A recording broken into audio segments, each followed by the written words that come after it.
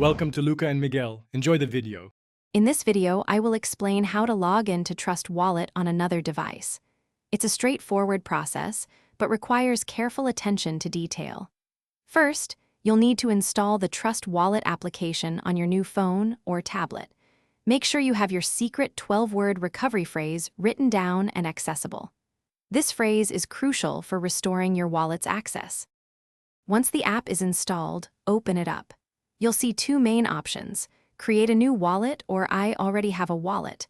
Since you're logging in on a new device, you'll want to select I already have a wallet. Next, choose Multi-Coin Wallet to proceed.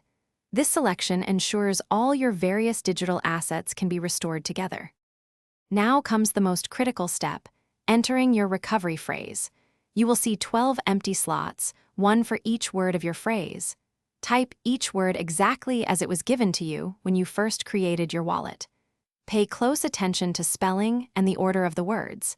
Even one incorrect word or misplaced word will prevent your wallet from being restored. After successfully entering your recovery phrase, you'll be prompted to set up a new passcode. This passcode is for accessing the app on your device, adding an extra layer of security. Choose a strong, unique 6-digit passcode and confirm it.